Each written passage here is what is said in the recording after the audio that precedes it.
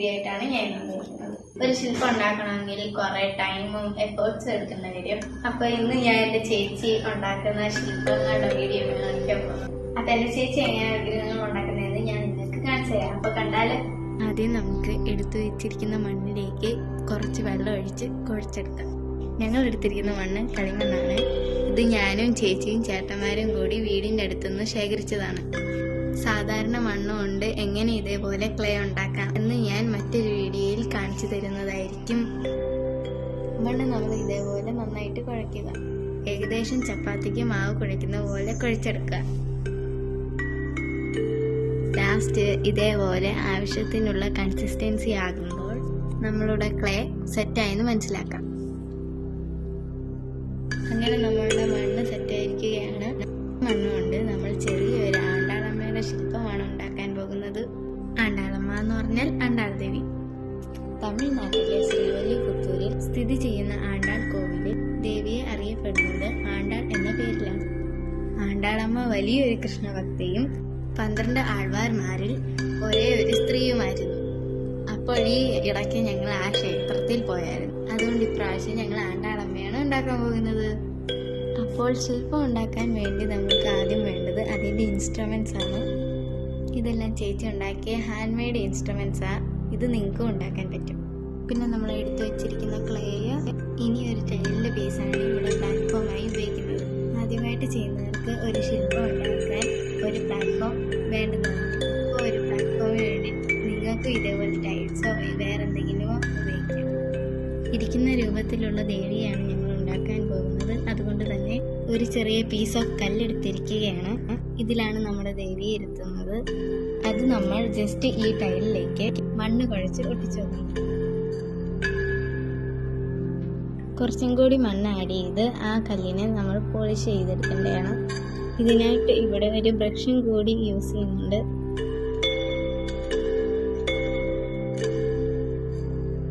കല്ല് നന്നായി പോളിഷ് ചെയ്ത് കഴിയുമ്പോൾ നമുക്ക് ദേവി ഉണ്ടാക്കാൻ തുടങ്ങാം. അതിനായിട്ട് കുറച്ച് മണ്ണ് നമ്മൾ എടുത്ത് കല്ലിൻ്റെ മുകളിൽ ആഡ് ചെയ്ത് കൊടുക്കുകയാണ്. ഒരു ശില്പം പണിയുമ്പോൾ തലയിൽ നിന്ന് താഴേക്ക് വരുന്നതിനെക്കാട്ടിലും നല്ലത് താഴെ നിന്നും മുകളിലേക്ക്, അതായത് കാലിൽ നിന്നും തലയിലേക്ക് പണിയുന്നതാണ് നല്ലത്.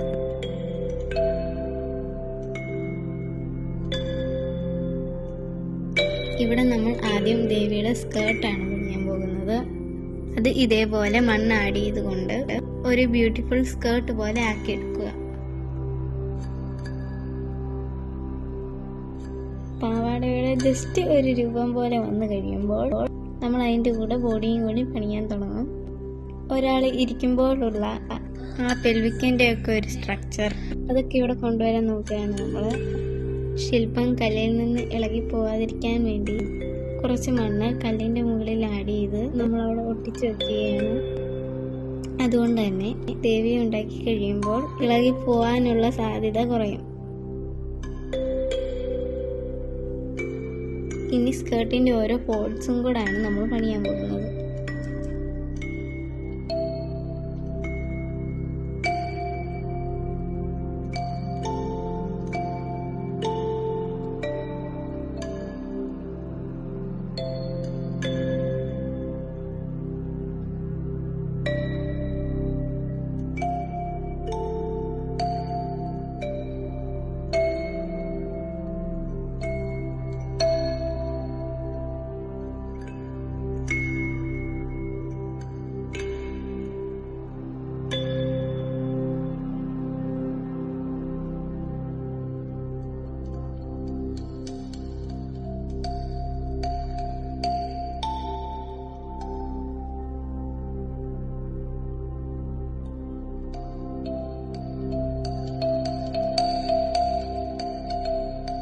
ഇപ്പോൾ സ്കേർട്ട് റെഡി ആയിരിക്കുകയാണ്.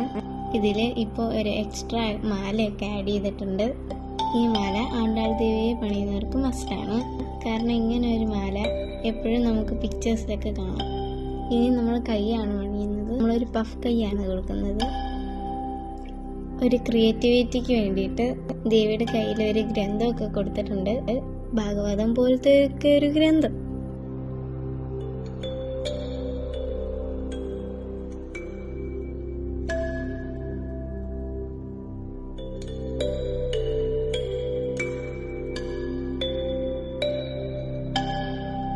ഇപ്പം നമ്മുടെ ദേവിയുടെ ഉടലിലെല്ലാം സെറ്റായിരിക്കുകയാണ്. കയ്യിലൊരു താമരപ്പൂ, ഒരു ഗ്രന്ഥം, കുറച്ച് ഓർണമെന്റ്സ്, പിന്നെ വലിയൊരു പൂമാല, ഇതൊക്കെ എക്സ്ട്രാ ആഡ് ചെയ്തതാണ്. ഇനി തലയും കൂടെ ചെയ്ത് കഴിയുമ്പോൾ ശില്പം കംപ്ലീറ്റ് ആയി. ഇതാണ് നമ്മൾ പണിഞ്ഞ കുഞ്ഞ് ആണ്ടാളമ്മ. ഇതിൽ എക്സ്ട്രാ ബാക്ക്ഗ്രൗണ്ട് ഒക്കെ കൊടുത്തിട്ടുണ്ട്. ആ 2 കൊട്ടകളിലായിട്ടിരിക്കുന്നത് വലിയ പൂമാലകളാണ്.